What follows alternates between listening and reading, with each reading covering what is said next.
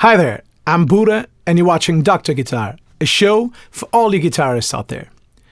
Today, I'm going to talk about small amps, mini amps, really tiny amps. Everyone that gets into the studio always asks me, what are those miniature amps? And I always answer, I use this in every recording I do.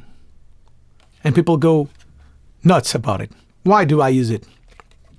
It's not a thing that I made up. It's used all over the world.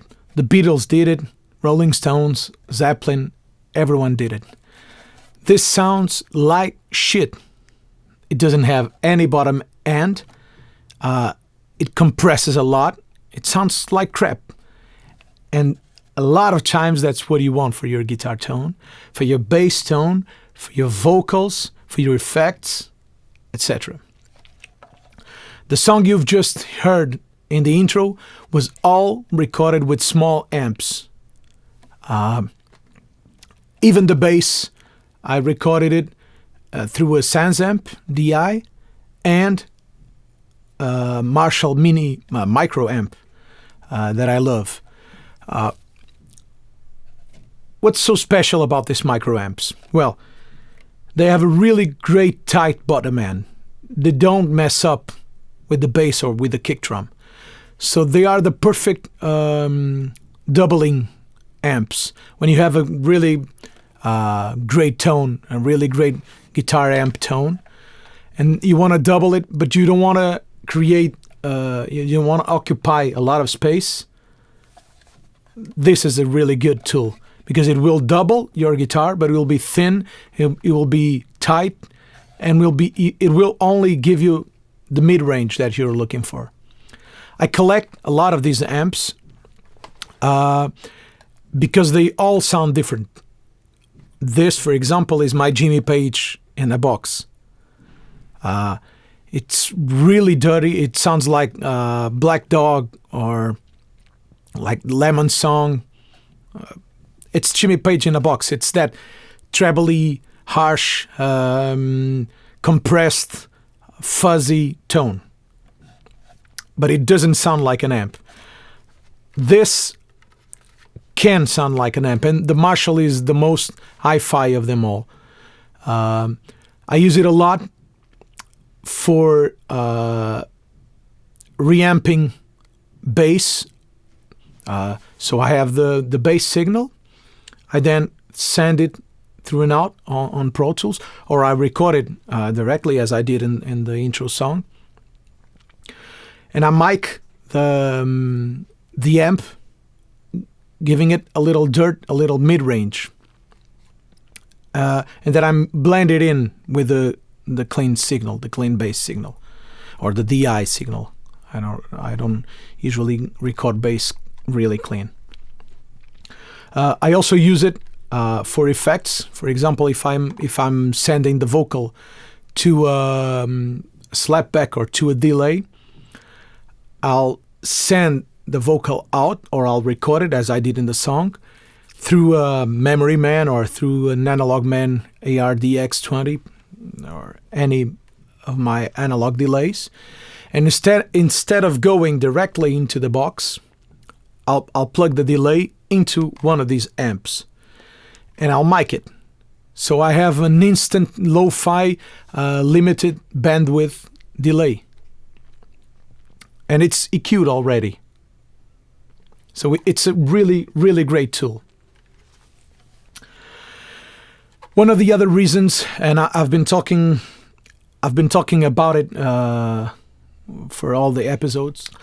A lot of these things we talk about here are micro things, are not huge difference, day and night difference, but it makes a really big difference to the one that is playing, that is performing.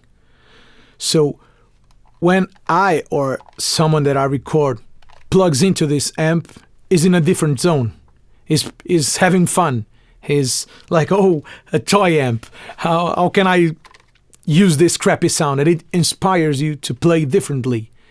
So it's not only the tone, but it's what it inspires you to do.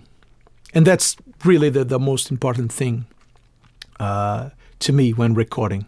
It's to be inspired and to create new things. Another great thing that these little boxes can do is instant lo-fi.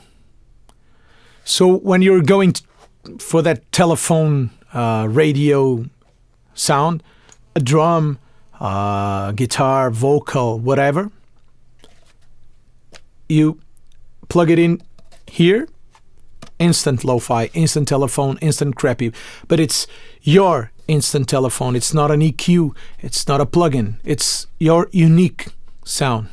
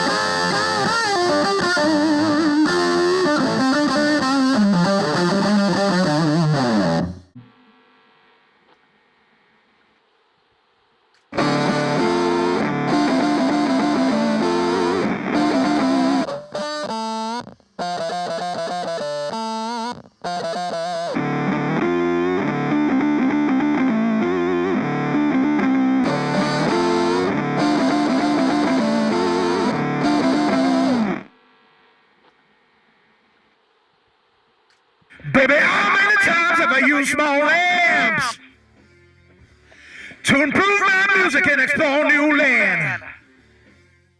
I said, how many times have I used small amps to improve my music and explore new land?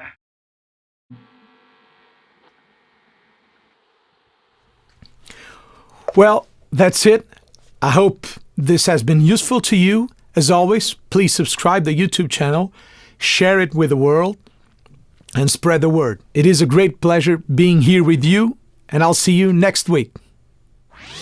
Baby, how many times have I used small amps to improve my music and explore new land?